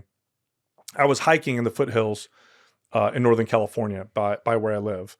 And as I was hiking, the runners would pass me up. And as a trainer, it's really hard not to notice biomechanics. It's just something you do. So you see someone running and you can see, oh man, that person's feet are pronating really bad, or wow, that's a really strong anterior pelvic tilt. They're going to be hurting later. And I remember everybody that walked by, it was just, I would notice these things. And then somebody ran by that just, they looked like a gazelle. They were just floating as they ran by. It's like, man, that looks amazing. And I remember thinking like, holy cow, like humans, we're not very good at almost anything physically when you compare us to other animals, except for one thing. We can out-trek or outrun for distance almost any other animal. A lot of people don't know this. Fit humans are excellent at just running for distance. In fact, this is how hunter-gatherers hunt. They'll throw something at an animal, wound it, and then they'll just run after it until it gets tired. And I thought, but yet here we are trying to run and nobody could do it right. Everybody's running terribly. It's the number one cause of injury when it comes to exercise. And then it dawned on me. It's because it's a skill that we've all forgotten. We all run when we're kids and then we stop. And your body loses these skills. It's not just the muscle you lose. Your brain prunes neurons and neural connections for skills that it deems no longer necessary. So when people lace up the running shoes, nobody thinks to themselves like, okay, I'm going to put my shoes on and I'm going to go learn the skill of running again. They just go run until they're tired. And what happens when you do that is you have a bad movement pattern because you lost the skill of running. And then you strengthen that poor movement pattern by doing it really hard until you get really tired. And so you end up developing and strengthening this really terrible movement pattern. People do this with strength training as well. They'll watch a video on YouTube and they'll say, oh, push-ups. That's for the shoulders, the chest, and the triceps. And yeah, I really want to work on the back of my arms. Then they'll get on the floor, having not done a push-up for, 10 years or ever, and they'll do them until they're super tired, okay? Terrible technique for them. The skill isn't there. They feel the muscle. They think they're doing a great job, but what they're doing is they're strengthening a terrible movement pattern. They're making the exercise not safe and not effective. Instead, what you should do is view exercises like you're watching someone swing a club, playing golf. Like nobody goes out and says, I want to get better at golf and just swings as hard as they can, as fast as they can until they get tired, right? That would not make you a good golfer. They go slow and they practice each step and how do I do this right? And let me get good at this. View these exercises the same way. Okay, that's what a squat looks like. Let me try it. Well, if I go down any further than this, looks like my knees start to cave in. My heels come up. I feel it in my back. So I'm not going to go down that far. I'm going to practice the part that I can do well. And then I'm going to test myself again next time to see if I could do it a little deeper and do it right. And then over time, you develop the skill. But guess what else is happening over time? You're getting stronger. You're building more muscle. You're getting the benefits. You're not getting the potential negatives or the risks of injury. So that's how I would communicate it to the average person or to your parents. I'd say, try these exercises, try to perfect the skill of them, and don't worry about working out. You know what I want you to do, Mom? I want you to, every day, practice sitting down and standing up out of a chair really slow and controlled. That's a squat, right? That might be a great way to start. So Mom, when you sit down, don't let your knees cave in and don't just plop down on the floor. See if you can lower yourself real slow and gently touch the seat and then sit down and then stand up. And do that until you notice your form is kind of off. And maybe that's 5 reps, maybe that's 10 reps, who knows? Practice that and say, okay, now we're going to try a push-up. I don't think you're going to be able to do this on the floor. That's kind of a high-level version of a push-up. Try it over here on the desk or the table. Go down real slow and controlled until you feel like it's not controlled anymore, and then come back up and practice that. When you get better, try to get a little lower. And then when you can do that perfectly, go on a lower table or a chair, and then eventually onto the floor. And if you do it that way, well, now you're training yourself. Now you're doing it the right way. That's great. I love that. I'm always chatting with different folks who talk about the benefit of strength training, but literally there are people who are listening today that are like, I am just starting with the basics. And that breakdown that you had was a great explanation of how to start with the basics. Yeah. And you know what the beauty of this is? Those basic movements, squatting, and there's many versions of squats. Okay. So people can think like the, powerlifting or bodybuilding squat with a barbell. That's a squat. So is standing and squatting. So is sitting down, standing up. That would be a squat. So is sitting down, standing up on something that's high. If it's really hard for you, that would be a squat. Pressing. That's another fundamental movement. So pressing your body this way or something away from you or up above your head. That's another form of pressing. That's another important fundamental movement. Pulling. Pulling is an important movement. So that could be pulling towards my body in this direction or from up high and down. So that's an important type of movement. Some type of rotating is also really important. Being able to twist your torso and your body.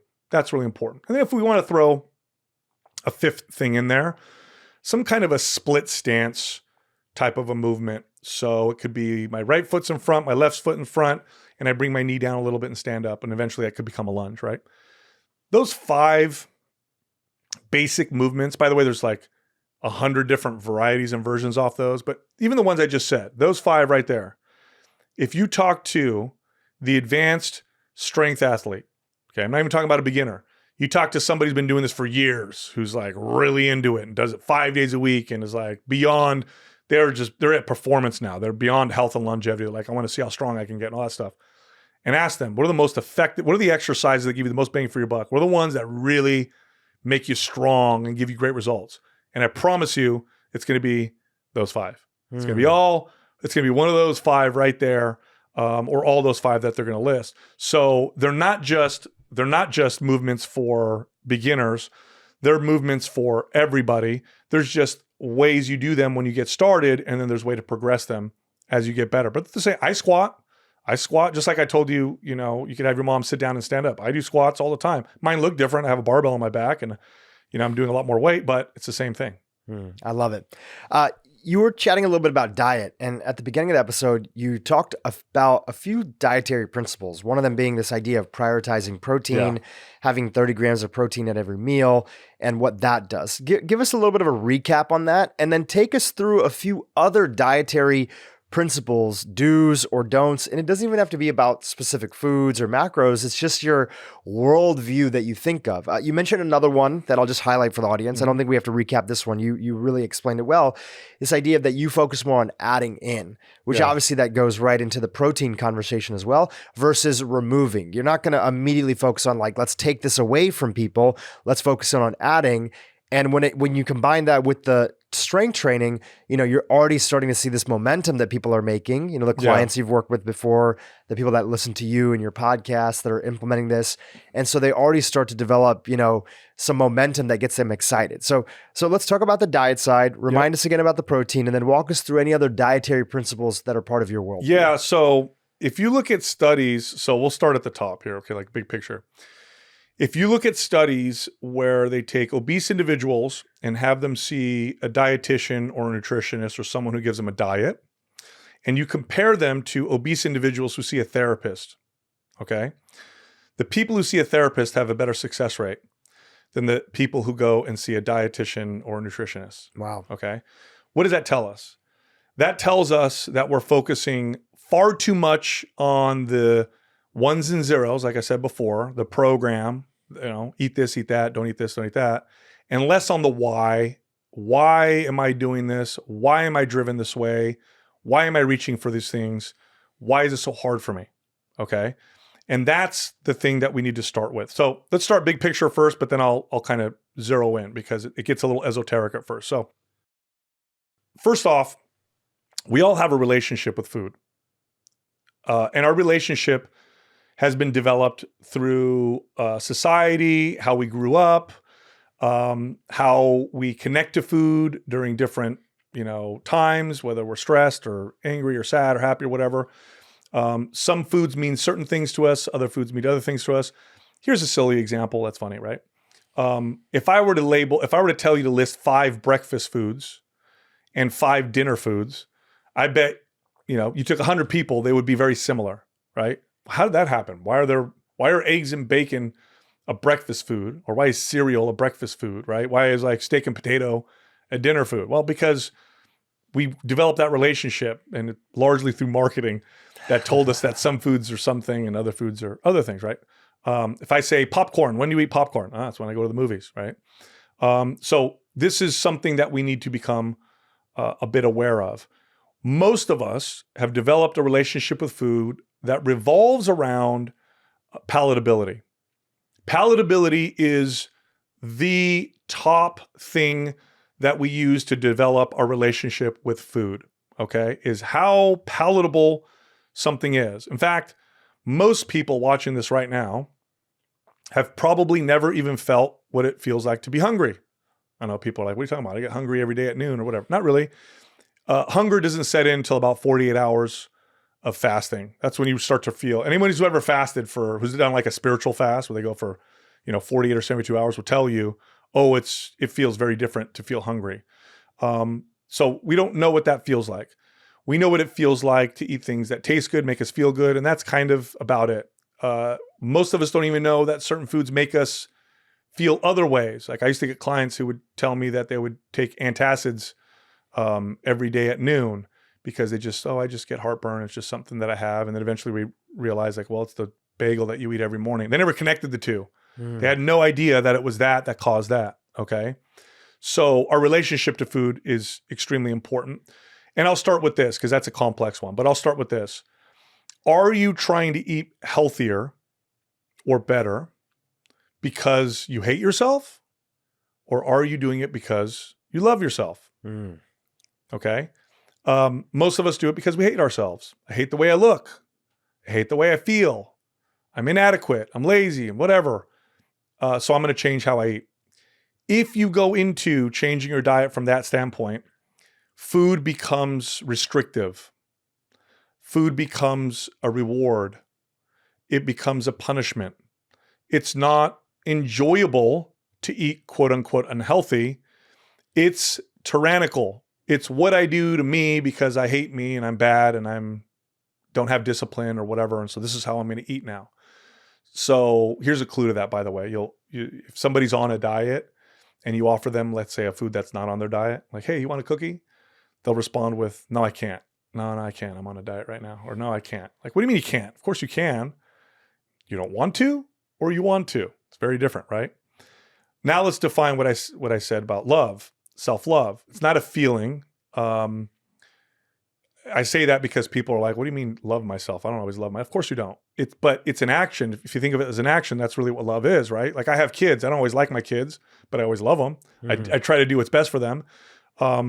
So think in terms of eating healthy from the standpoint of you're trying to care for yourself. Start there. It's very important because then eating healthy doesn't feel restrictive. It doesn't feel like a punishment. It feels like self-care. That's so important. Okay. I can't stress this enough. If you don't start from that standpoint, this is always going to feel tyrannical. This is always going to feel like you're white knuckling it. And at some point you will rebel, and rebellion against tyranny looks like this: binging or going way off. Like people don't go off their diet by eating a slice of pizza. Nobody goes off their diet by eating one slice of pizza. Everybody goes off their diet by eating so much pizza they're uncomfortable and they're sick on the couch. Like what just happened, right? So start with the standpoint of, okay, I want to care for myself. I want to eat in a way that cares for me. So let's start there first. And just to pause you there, if somebody's listening and is like, you know what, I want that, and I also know I'm not there and I need that, then is that where you're saying, hey, maybe we find a therapist first? Let's find some support around you to help you get there. If you genuinely feel that you're stuck and you can't get there alone, like you're so spiraling downward, or you just have so much self-loathing, or maybe you're stuck in depression and you don't know how to get out, is that where you would say, okay, let's find a therapist to help you so that you can actually at least start to step into some elements of self-love? Yeah, the greatest success I had with clients were when it was me and they had a therapist at the same time. It was the success rate went through the roof when they had both of us working with them. The physical and the mental. It was like, oh, this person's gonna. I mean, we've done so many episodes about tackling depression through movement, through improving blood sugar, through metabolic health, etc. So I 100% believe that. Yeah, absolutely. But, let's say, okay, I don't want to go that route. Just start with what I'm saying. Okay, I want to care for myself. Now, I do want to be clear. Palatability and the enjoyment of eating is also a value. So I'm not saying it's not a value, okay? I'm just saying it's not the only value. So what's happening is we're basing our decisions off of one value, one true understanding. It's like picking a partner to marry based off of looks and looks alone. Could you imagine the disaster? Well, I know. I mean, a lot of people have that disaster, right? Where it's just looks. You don't care about anything else. It's just about how attractive they are, right? That's obviously going to cause a problem. So palatability, yes, there's value there. But there's other values that we haven't learned to either develop or even acknowledge that we need to pay attention to, okay? So How does this food make me feel energy-wise? When do I reach for this food? How does it affect my digestion, my skin? By the way, you're going to have to pay attention to these things at first before they start to become automatic, because most of us are not even aware that these foods affect us in particular ways. How does it affect my sleep? How do I feel while I eat it? So start paying attention to those types of things as well. And then let's do this. Let's look at food and let's realize that one of the biggest challenges we have with eating properly is it's really hard not to overeat. It's just really hard not to overeat. Okay, now I'm going to add something to that. When we eat foods that are designed and engineered to make us overeat, it's actually not normal, or should I say, not typical or common to overeat when you eat foods that are not designed to do that. A lot of people don't realize that. There's this myth that humans are eating machines. If you just put food in front of us, we'll eat until we're all obese and sick. That's not true. We have natural systems of satiety that we evolved with that tell us when it's time to stop eating. Overeating 5,000 years ago had its own risk. Now, it's probably not obesity because it's probably real hard to be obese. But if you overate to the point of gastric distress or issues, that meant death. Okay, so we have natural systems of satiety that we've hijacked because food scientists have done an incredible job at designing foods that overcome that. And we have studies now. Some of the best studies in nutrition that exist are some of the studies I'm about to talk about in terms of how foods affect these systems of satiety. So they've got studies now where, and I say these are some of the best studies because the studies on nutrition, a lot of them can be quite cloudy because they require self-reporting and they're not controlled well. And gosh, you tell somebody, how many tomatoes did you eat over the last month? It's like, okay, I don't know, 5 or whatever. But if you could put people in a lab and watch them and count what they're eating, now we're getting a better, more accurate picture. Well, they've done studies where they take groups of people, they put them in a lab, and this group over here has unlimited access to heavily processed foods. These are engineered foods, okay? Heavily processed foods. And then this group over here has unlimited access to whole natural foods that, or maybe one ingredient, apples, bananas, nuts, meat, that kind of stuff, eggs, right? So heavily processed foods, whole natural foods. Then they watch them. By the way, they also, for people who are like, oh, it's the macros. No. They also have similar macro breakdowns. They actually did a pretty good job with this. It wasn't like they all had all sugar over here. Sure. It was a pretty similar breakdown.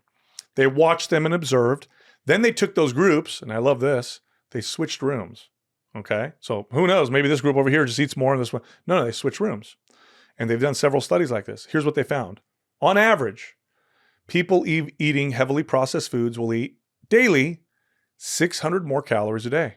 Wow. On average. That's a lot. That's like 2.5 hours of running for the average person on a treadmill to burn 600 calories. Okay. Why is that? Heavily processed foods, they're not inherently unhealthy, although most of them are. They're not inherently evil or anything like that. It's just the vast majority of research and development that went into those foods, the vast majority of money and production that went into those foods went into making them hyper palatable. Okay. If you ever talk to a food scientist, they'll explain this to you. Like they've got it down to the point. Like they know the right combination of salty, sweet, texture, sound it makes when you crunch on it, residue that it leaves on your fingers, the sound the bag makes when you open it, the color on the bag, like all of that, that'll make you eat more than you would if it had, let's say, a different combination. I had Chris Kresser on the show years ago. He's a phenomenal example. He said, if I gave you 5 plain boiled potatoes, plain, and I told you to eat them all in 30 minutes, would you be able to? And I was like, oh, I don't know. I'd probably gag. And he says, well, if I gave you a family-sized bag of potato chips, would you be able to do it? And I said, yeah. And he goes, same amount of potatoes. Wow. That's how palatable potato chips are in comparison to the potatoes. So why am I saying this? If you're going to try and do what I'm saying, It's going to be really hard if you're eating foods that have been engineered and, billions of dollars over decades have been spent on making you overeat them. Good luck. So would you also put into that category, not as bad, but they're, if you go to like Whole Foods, still one of the top sellers is like potato chips. Yeah. They might be fried in avocado oil, but they're still potato chips at the end of the day.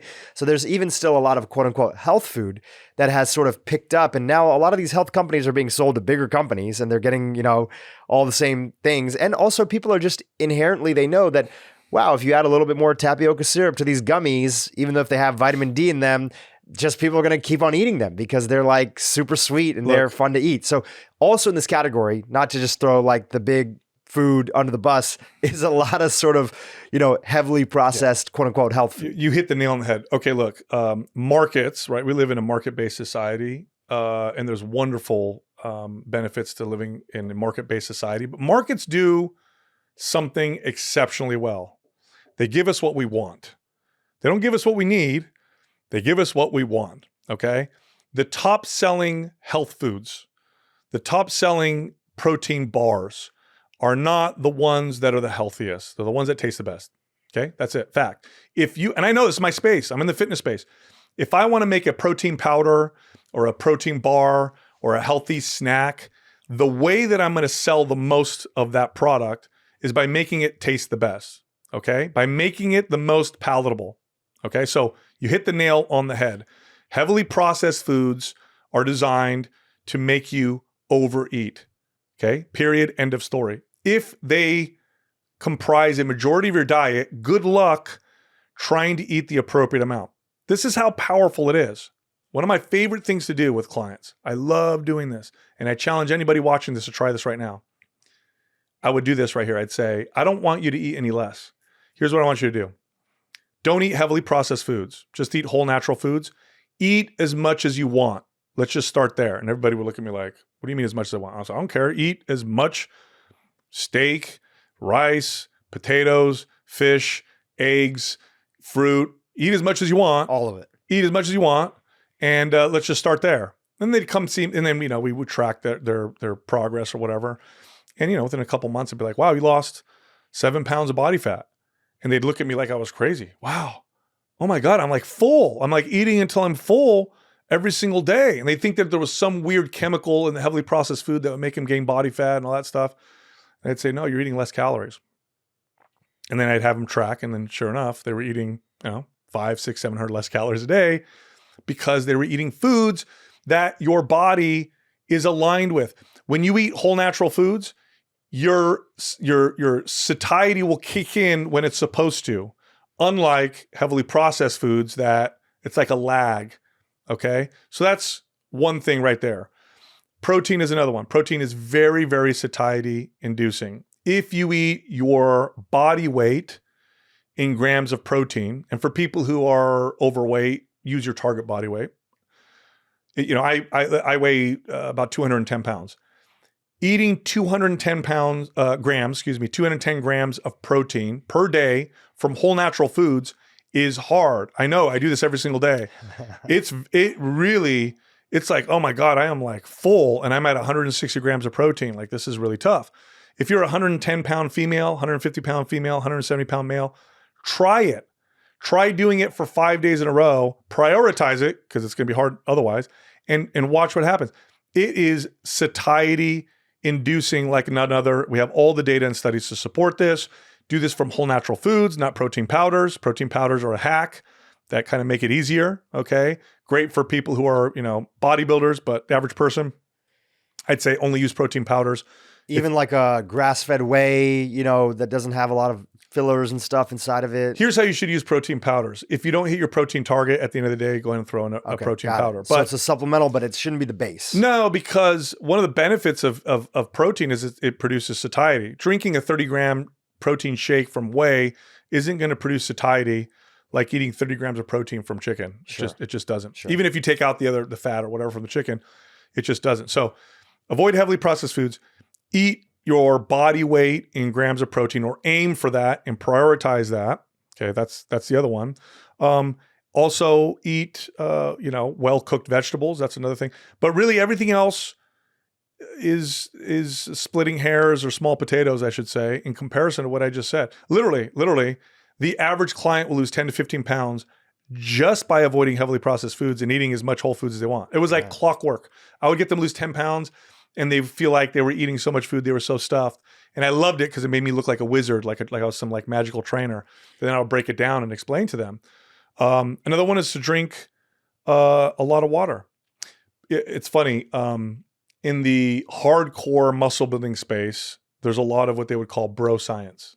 Okay. So you make fun of it online, like, oh, that's bro science. Some of it is rooted in some truth. They just didn't know how to explain it. The way they would explain it was bro science. But the results were real. It still worked. It's just like the explanation may not be accurate. Yeah. So here's a good one. Drink a half a gallon to a gallon of water every day. That you'll notice some weight loss effects from doing that. Okay, what's happening? Is the water flushing fat out of my body? Is it? No, it's not doing any of that.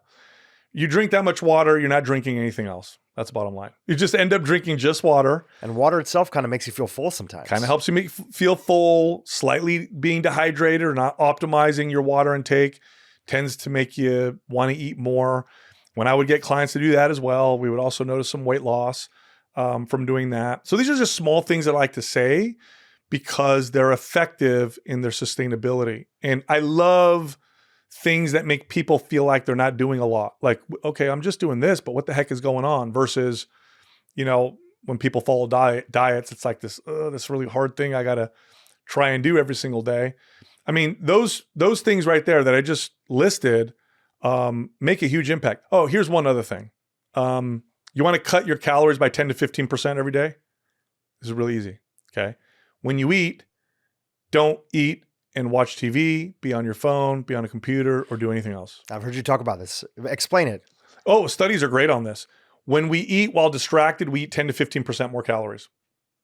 And everybody's eating and watching TV now, looking at their phone, whatever. Nowadays, everybody's distracted, right? If you just did that, you can count on your calories dropping enough to see weight loss. So literally, when you eat, sit down, nothing else around me, and just eat. So question on that, just to like clarify. So, people eat with other people. Is that a form of distraction? Like, hey, you and I are enjoying lunch together and we're having a conversation while we're eating. Is that a distraction? Yeah. Okay. So I don't put that in the same category because the health benefits. You're not like completely tuning out. You're still correct in it. You're present. You're not like checked out watching this thriller or whatever. 100%. You're still aware, but also I never want to negate the health benefits of connecting with other people. I mean, tremendous health benefits with doing that. So yeah, you sit down and you eat with someone. By the way, you ever watch people eat together nowadays? They don't eat together. They eat at the same time, but they're on their phones or doing what I said earlier. But if you're just like doing what we're doing right now and we're eating, far less likely to overeat. Plus we get to connect and we have a good time. So, which is another nutrient. 100%. I mean, that's kind of it right there. Focus on, chewing your food really well. Sounds so stupid, but studies will show that'll drop your calories 10%. Like these are ways to alter your behavior. Your behavior is what drives what you do. You don't alter your behavior by telling yourself to do these things. Then you're fighting these natural behaviors. It's like, okay, I got to cut my calories by 600, but I'm going to eat heavily processed foods. Whoa, that's going to be a struggle. What if I cut those foods out, ate as much as I wanted? What happens? I eat 600 less calories a day. So this is the way I would communicate it. It's like going uphill versus downhill. Totally. Are you pushing uphill and you're pushing a boulder versus, are you going downhill with the natural momentum and the way that your behaviors are going? Still takes some behavioral change. But again, it goes back to the beginning of the conversation. This is going to be much more sustainable and you're more likely to hit that initial goal faster in the first place as well. Absolutely. You're also going to do this over time. You start to change, you start to develop a new relationship with food. I can't stress this enough. If you truly enjoy eating healthy, are you ever going to struggle with it? People who aren't in the space that we're in, like we love it. We love what we do. That's why we do this, right? They don't relate to us when we say things like, oh, I love eating healthy. Oh, it's so great. Like I love eating. Like they look at us like, what are you talking about? Like, that salad and that bowl of vegetables and whatever, that's not as good as a pizza. Like, what are you talking about? Like, first off, you and I know how tasty a pizza is. I'm not an idiot. Yeah. Okay. But that's not all the enjoyment that I get from food. I've developed a relationship with food now where I can enjoy pizza sometimes, but most of the time I enjoy the other things I've become aware of around food. And that makes me want to eat those foods more. That makes me want to eat those foods even more than the slice of pizza, for example, because I know what comes along with that pizza now. I'm aware of it. Oh, my digestion's gonna be off. I'm gonna be sluggish. I'm not gonna feel as sharp. Is it worth it? Occasionally it's worth it because I'm with my friends and we're hanging out, but most of the time it's kind of not. So you become more aware over time and you start to develop this relationship where you're like, wow, I really, I kind of crave, this healthy thing and I enjoy eating it. And then someone offers you a cookie and you say, I kind of don't want that cookie. Like, how great would that be? Yeah. I kind of don't want that. Again, it doesn't mean you all of a sudden find the cookie to taste gross. You know it tastes good. You just don't want it like you did before because you have a broader, wider understanding of all of the values of food. And this 100% can happen. For people who are watching this right now who are saying, that sounds crazy. Look, food companies, food manufacturers know this. This is why marketing exists. Beer commercials, they never show somebody with a hangover. It's always at the beach and you're having a great time and you got the girls in the car and it looks great, right? They create these relationships for you because that goes into your decision-making process. There is a learning process that goes along with this. And most of us, when it comes to food in particular, are in the first stage, which is we're just unconsciously incompetent. We just don't know what we don't know. Now, you're watching this and you're listening, and let's say you start applying some of this stuff, well, you're going to move into the second stage, which can be intimidating at first, which is you become consciously incompetent. This is where people sometimes get overwhelmed. Like, oh my gosh, all this stuff I don't know. Like, you're now aware of what you don't know. But stay the course. Give yourself, start with what is realistic for you, because it does build off of that. Don't go beyond what's realistic. That's a big mistake. And then you move to the third phase, which is conscious competence. That just means you have to think about what you're doing. You have to think about what you put in your mouth and, oh yeah, how does that make me feel? And, oh yeah, I should eat this. And, I noticed my performance drop in the gym, and these are the foods that make me feel better with performance. And this makes me not sleep as good. So I think I'm not going to eat this tonight. But then when you do that over time, you move into the final stage, which is where you want to be, which you can get to, which is you become unconsciously competent. It's just how you live, how you eat. And people ask you, how do you do it? And it seems so easy. And it's so possible. I want people to know that right now. It is so possible. You do not have to become a fitness fanatic to get there. It's a place everybody can get. It's just, we've never practiced it. We don't know how to practice it. My space communicates it terribly. The fitness space, the health space communicates it terribly. They're trying to promise you the quick fix. They're trying to prey on your insecurities. They're telling you, take this pill or follow this crazy diet or do this thing and in 30 days and all that stuff. And no. It's possible. It takes a little bit of time, but if you do it the way that I'm explaining it, you'll get there. And then it's going to be the point where it's just the way you live. You've had, different zigs and zags in your journey because you've been in this space for a while. You got into the whole fitness world because you felt like you were a skinny kid and you wanted to put on weight and muscle and other things. And you had other zigs and zags. But when did it fundamentally change for you to have this positive relationship with food, which also related to this positive relationship with yourself, that you didn't hate yourself?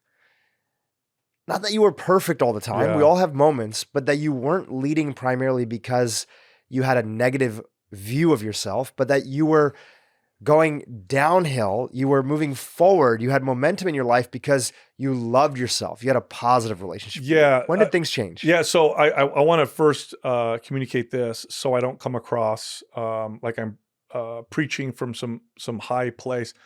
This is the human condition. Okay. So everybody will struggle forever. This is always going to happen. This is always something you're going to work on. It's a journey. There is no destination to get to, and then you're done. You know yourself better than anybody, which means you know all your imperfections. and the negative attributes that you have and what you could have done better. So this is always going to be something that you're going to have to visit and work on. So I want to be very clear with that. And I still do. Okay. But it definitely gets better over time. You become more aware over time.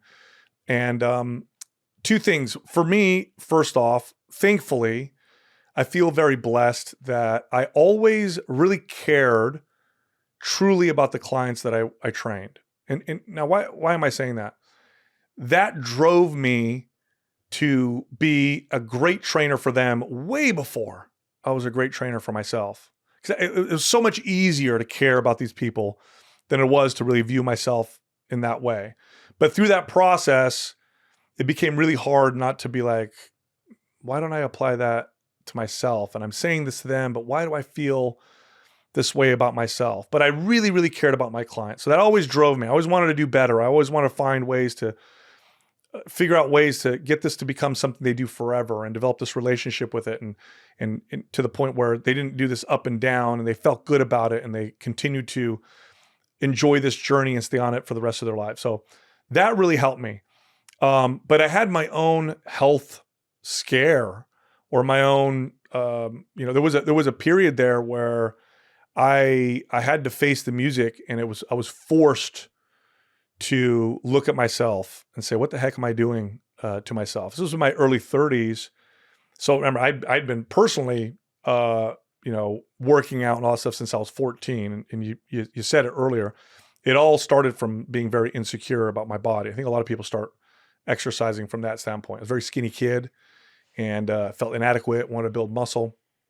And so I pursued it from that standpoint, which led me to do a lot of unhealthy things to my body, overtrain, take supplements in ways that weren't healthy, even at one point use designer steroids, which, there was a period there where you can get them over the counter. And I did all that, all these things that were not healthy in the pursuit of, kind of trying to solve this insecurity, which anybody who's ever dealt with an insecurity knows that there's no solving it. It's like a bottomless pit, right? But I did these things for myself. Meanwhile, I'm caring about my clients, learning these things and becoming a great trainer. Well, anyway, in my early 30s, my body rebelled in a very big way.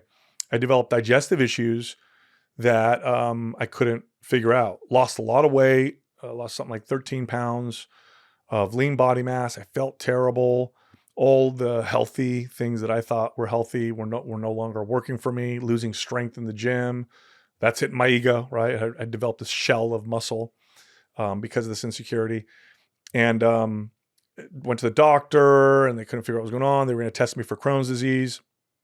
Scary, really scary time because I had developed this kind of persona and this business around it. Like, who am I if my health goes south? Thankfully, I was surrounded by really, really good health practitioners. At the time, I had a wellness studio. And in my wellness studio, we had trainers like myself, but then I had people who did hormone and gut testing. I had people who did mindfulness type exercise. I had physical therapists in there. So these were really, really smart people in their own spaces. And I had worked with them and appreciated them and valued what they did because I could see the benefit they brought clients, especially when clients worked with all of us. I could see like these people are just thriving working with these people.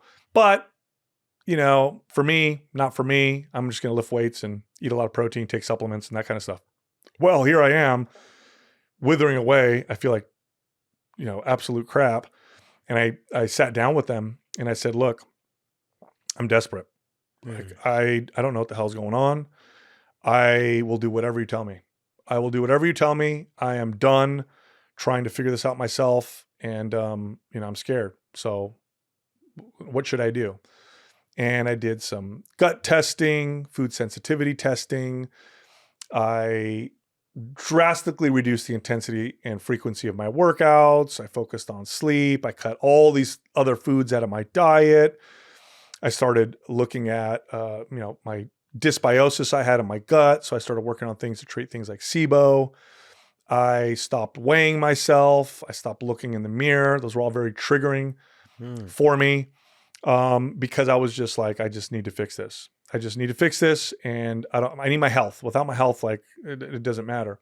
And I did this for about a year. It was a slow process and my body did, slowly and then eventually heal, through that through that process. And there was this, and I did a really good job of not paying attention to my reflection. It was a big trigger. Like if I looked in the mirror, I knew that it would push me to do the things that I had done before. So I just completely avoided looking at mirrors. Well, there was this moment where I was at a friend's house and it was a pool party and we were all swimming and having a good time. And I went to use the restroom and there were like 2 mirrors in the bathroom. So one would reflect off the other one. And I caught a glimpse of myself from an angle that I'm not used to. So for a split second, I was able to objectively view my reflection. Split second. I don't know if you've ever done that where you see yourself and okay. So you don't have that subjective filter, right? And I looked at myself just for a split second. And then I had this crazy, like, I don't know, it was this really, really weird experience. And then I looked in the mirror and I realized I looked better than I had looked before, ever before. I thought, oh my God, this whole time I was chasing this ideal, this aesthetic ideal. And through the process of just trying to be healthy, I actually got a lot further than I ever did before. And that's when it dawned on me, like chasing health was going to give me a great deal of aesthetics.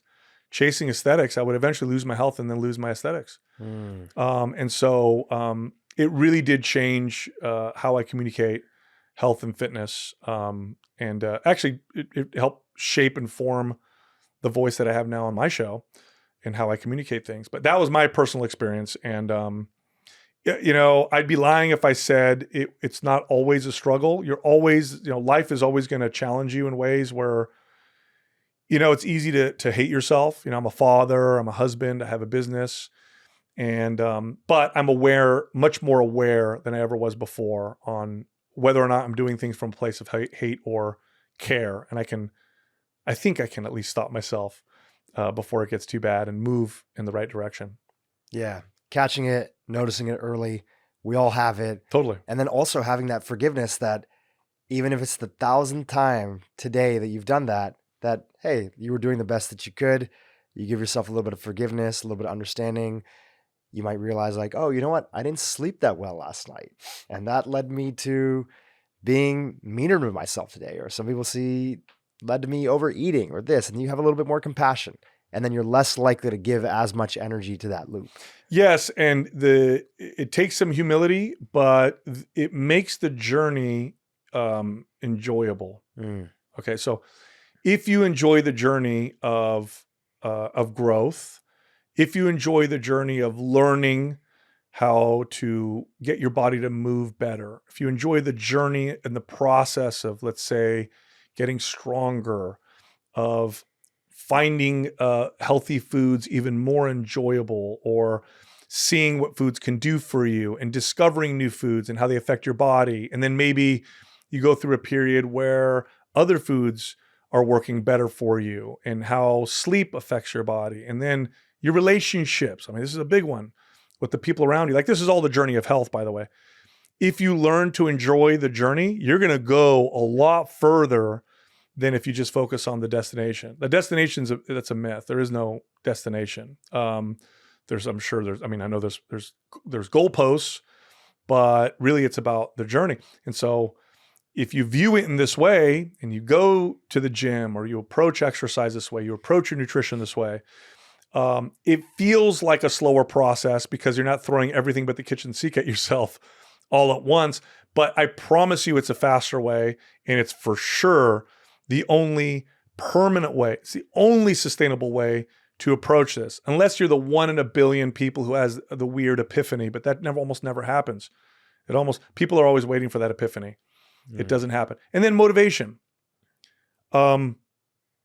Motivation is going to come and go. And I want people to understand that. You are going to feel very motivated sometimes, and sometimes you're not. What I'm describing is how you are able to continue doing this during those periods of low motivation that inevitably happen. Okay. Also, those periods of motivation pop up more frequently when you do this in the way that I'm describing. So if you love feeling motivated, do it this way and you'll get that feeling more often. It's not always going to be with you though, but this is how you keep going. powerful reminder. As we're winding down here, just give us a little bit of the lay of the land. Like you mentioned your businesses, Yeah. you have a podcast. Our audience may not be familiar with all that. So just share a little bit about that. Yeah. So I have a podcast with 2 other co-hosts and then a producer called Mind Pump. And what you hear on the show are 3 trainers who worked with everyday people for over 2 decades. And so we communicate health, fitness, nutrition, supplements from that viewpoint. We mix entertainment in there as well because we learned as trainers that if it's not entertaining, you're not going to show up. You guys are funny. We have a great time. We really have a good time. We have a good rapport. Very good, great chemistry between us. We have a lot of fun. And we communicate it in an understandable way, in ways that you can apply. So that's the show. We do 5 episodes a week. It's a lot of fun. I wrote a book called The Resistance Training Revolution that communicates strength training and how to apply it and why it's a form of exercise you should engage in and what workouts should look like for you if you're just getting started. And that's pretty much it. We also have workout programs that you could follow that, we talk about on the show. Everything from complete beginners to advanced strength athletes or endurance athletes. And I think now we're up to maybe 19 programs that we have that you could choose from. So you can go on the website, we link to the show notes, you can pick a program and then you can kind of follow it based on what your goals might be or what you're looking for. Totally. So if you're a beginner, we have a program called MAP Starter. If you want to do what I said earlier, which is like 15 minutes a day of exercise, because that makes sense to you the way I explained it, we have a program called MAPS 15. And then we have programs that get as advanced as like competitive bodybuilders or obstacle course racers or endurance athletes, for example. So there's a lot there. I love it. Sal, this has been fantastic. And what I want to appreciate and acknowledge about your journey and the way that you present stuff, because I've listened to a ton of your content now in preparation of this interview, is you can tell you've had a lot of moments in life where you've reflected back that there's not like a clear, like one exact way that this has to be done. But yet that doesn't prevent you from talking about the thing that works for most people in the general right way. And it leads to this way that you explain things with a lot of compassion and reflection. And you can hear that through your voice. It feels like you're sort of the bigger brother for us all. And we're trying to figure out this space of strength training and weight loss and other things. But you're doing it in a way where you're like, hey, listen, you've heard a lot of things out there. You've been influenced by a lot of people, but I'm just going to show you in like a compassionate way. And I'm going to teach you about a way that you do it. And then I'm going to teach you to do it to like lead with love internally. So I really appreciate that in the way that you lead. There's a lot of different ways that people in your space and my space lead. And I can feel that through the way that you present your content and share your story. So just want to say thank you for that. I appreciate that a lot. That means a lot to me. I've worked with a lot of people. This is hard. It's challenging. Modern life is not organized to make you healthy and fit. It's organized to make you unhealthy, obese, and sick. It just is that way, just on accident. Okay. But so it is challenging. It is difficult. There is a way to do it. And you can do it. You can 100% do it, but definitely be empathetic to yourself. This is not a linear progression. You will stumble. You will find challenges. It'll be, 2 steps forward, 1 step. It's just how it is. But you'll move forward. I promise you. You just have to approach it the right way. And I will say this, and it's not, this is not me selling my show or anything like that. 95% of the stuff that's out there, especially in popular fitness media, is garbage. Turn it off. Shut it off. These are fitness fanatics talking to each other or people trying to sell you all kinds of different products. They either don't know what they're talking about or they're just trying to make a quick buck, and it's a lot of bad stuff out there. So turn most of it off. It's bad. So I hate to say that. It's just totally true. Yeah. Well, we'll link to your show in the show notes. Thank you. People definitely check it out. Sal, thanks for coming on. Thanks for having me on. Hey, YouTube, if you enjoyed what you just saw, keep watching for more great content on how to improve your brain and your life. This is one of the big factors under our control in metabolism is muscle, right? And insulin sensitivity. Fastest way you can improve insulin sensitivity besides sleep is muscle. Put on more high quality muscle.